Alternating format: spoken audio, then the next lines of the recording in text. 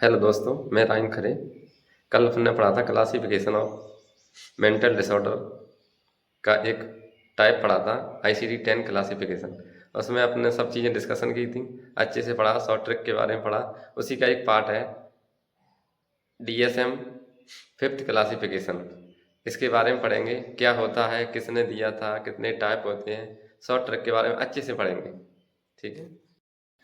कल पढ़ा था अपन ने classification of mental disorder, previous video में पढ़ा था। उसमें एक टाइप था ICD-10 क्लासिफिकेशन। अच्छी तरह से पढ़ा, पूरा पढ़ा, शॉर्ट वीडियो पढ़ी थी। अब उसके बाद सेकंड पार्ट है इसका, सेकंड टाइप है DSM fifth classification.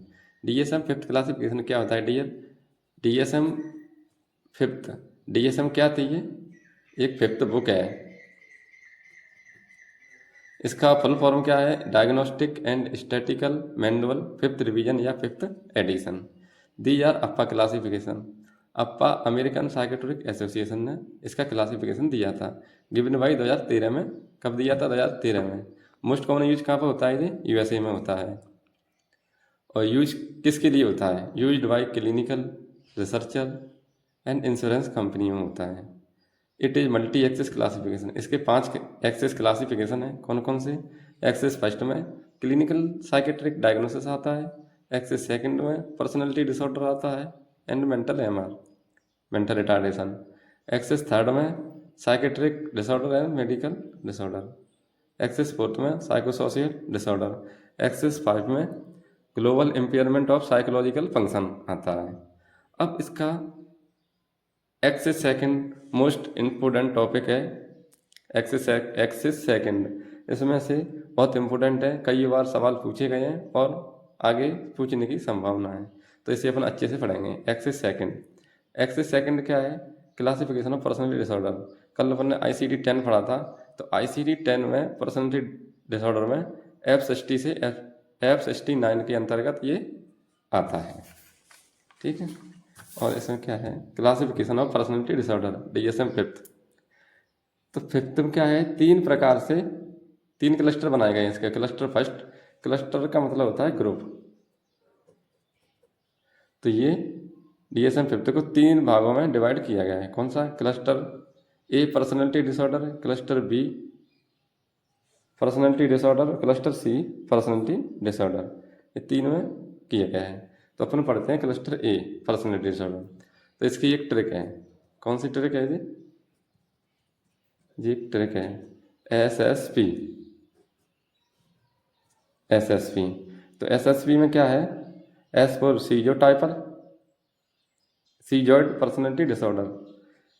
Second schizotypal personality disorder और पैरानॉइड पर्सनैलिटी डिसऑर्डर। तो ये क्या होता है? Schizoid personality, schizoid day for day dreaming, दिन में सपने देखना।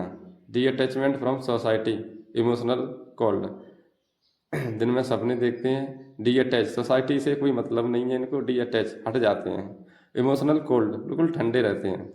तो इसका मैनेजमेंट है साइको थेरेपी देंगे। अब एस फॉर साइकोड हो गया। अब एस फॉर सी जो टाइपल पर्सनैलिटी डिसऑर्डर, ये क्या होता है? और thinking, magical thinking, believe in telepathy और सिक्स सेंसेस।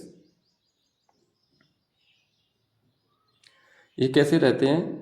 इनकी पुरानी थिंकिंग होती है, पुरानी सोच ख्यालों वाले रहते हैं। मैजिकल थिंकिंग, जादू टोना वाले रहते हैं कि मैं भगत पे जाऊंगा, सही हो जाऊंगा, ऐसी चीज़ें। बिलीव इन टेलीपैथी और सिक्स सेंसेस, ये टेलीपैथी पर काम, विश्वास ज़्यादा करते हैं। इसके बाद है पैरानॉइड पर्सनैलिटी डिसऑर्डर। ये क्या होता है? Excessive suspiciousness, not trust other, इनको किसी पर भरोसा ही नहीं, हर हर किसी पर शक करते हैं, किसी पर कोई ट्रस्ट नहीं है, कोई कुछ भी कहे बिल्कुल बिल्कुल विश्वास नहीं है। मैनेजमेंट इसका है साइकोथेरेपी। तो ये हो गई अपनी क्लस्टर ए में SSP, सीजोइड, सीजो टाइपल और पैरानॉइड। सेकंड है क्लस्टर B। इसमें क्या है? ट्रिक है NABH। कौन सा है? NABH। N for narcissistic personality disorder. इसमें क्या है? सेल्फ इम्पोर्टेंस देते हैं, वेरी सेल्फ, खुद को बस सेल्फ इम्पोर्टेंट रहते हैं, एक्स्ट्रा ऑर्डिनरी होते हैं ये, कि मैं सब कुछ हूँ। और वेरी टैलेंटेड रहते हैं, सीक प्राइज, सीक प्राइज का मतलब होता है अगर इनकी बड़ाई कर दो खुश रहेंगे। इसके बाद आता है A, anti social personality disorder. Anti social में क्या होता है? Disregarded violent right, disregarded violent right mostly prone to become criminal.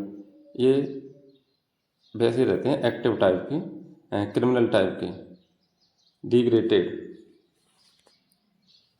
Criminal type के रहते हैं ये एंटी सोशल, इनको समाज से कोई मतलब नहीं है। बी फोर होता है बॉर्डर लाइन पर्सनैलिटी डिसऑर्डर। इसमें क्या है? फ्रिक्वेंट मूड एंड स्विंग, इनका विदाउट एनी रीजन। ये बॉर्डर लाइन पर्सनैलिटी डिसऑर्डर होते हैं जो इनका मूड स्विंग रहता है, डिप्रेशन में मैनिया वाले मरीज होते हैं। जैसे कि कभी गए किसी फंक्शन में, खुश थे और सडनली मूड चेंज हो गया, दुखी हो गए, तो होते हैं border line personality disorder. H पर होता है स्टीरियोनिक पर्सनैलिटी डिसऑर्डर। ये क्या होता है? ड्रामेटिक बिहेवियर, इनका है ड्रामेटिक बिहेवियर होता है always seek centre of attention. जैसे कि फंक्शन में गए तो लड़की गई फंक्शन में, तो उसने देखा कि मेरी तरफ कोई देख नहीं रहा है, तो उसने क्या है? ड्रामा कर दिया, बेहोश हो गई। तो always seek centre of attention, सबका ध्यान उसी पे चला गया, तो ये होता है स्टीरियोनिक पर्सनैलिटी डिसऑर्डर। सब में मैनेजमेंट है, साइकोथेरेपी देंगे, बेंजोडाइजापाइन। ओके। उसके बाद आता है क्लस्टर सी पर्सनैलिटी डिसऑर्डर। इसकी ट्रिक क्या है? ODA, O for obsessive compulsive personality disorder. ये कैसे होते हैं? सेल्फ रूल एंड रेगुलेशन, इनके खुद के रूल होंगे। जैसे कि चुप चुप के जो मूवी होती है, उसमें क्या है? वो कहता है कि मेरे रूल मेरा ही कानून है, उसने जो कह दिया वही चलेगा, फिर कुछ भी हो। दूसरा है D for dependence personality disorder. इसमें एक्सेसिव डिपेंडेंट रहते हैं, डेली एक्टिविटी, रूटीन एक्टिविटी, जो रोज़ की रूटीन एक्टिविटी होती है वो भी अपन को दूसरे के तहत देना पड़ेगा, ऐसे डिपेंडेंट रहते हैं। उसके बाद A avoidant personality. A highest sense for being rejected so unable to perform social activity. ये अवॉइडेंट पर्सनैलिटी डिसऑर्डर है। इसमें क्या, ये पहले ही देख लेते हैं कि highest sense of being rejected, कि मैं ऐसा होगा तो मैं ऐसा नहीं कर पाऊंगा। So unable to perform social activity, जैसे कि मैं एग्ज़ाम देने जा रहा हूँ तो मैं इसमें पास नहीं हो पाऊंगा, इन्होंने पहले ही सोच लिया, मतलब हायर सेंसेस हैं कि मैं कोई भी काम करूँगा मेरे से नहीं हो पाएगा। तो ये होता है अवॉइडेंट पर्सनैलिटी डिसऑर्डर। तो इसमें क्या है? DSM 5 का क्लासिफिकेशन किया, इसके 3 ग्रुप हैं, क्लस्टर हैं, क्लस्टर ए, क्लस्टर बी और क्लस्टर सी। क्लस्टर ए में SSP, सीजॉइड, सीजोटाइपल और पैरानॉइड। क्लस्टर बी में NABH, नार्सिसिस्टिक, एंटी सोशल और बॉर्डरलाइन। और लास्ट का H for histrionic personality disorder. Cluster C में ODA, obsessive compulsive personality disorder, dependent, avoidant. ये हमने पढ़ा DSM 5 क्लासिफिकेशन। ये इसकी शॉर्ट ट्रिक है, अच्छे से पढ़ना, याद है, इसमें से बहुत इंपॉर्टेंट टॉपिक है, कंपटीशन में हर बार क्वेश्चन इसमें से आते हैं। ठीक है, थैंक यू।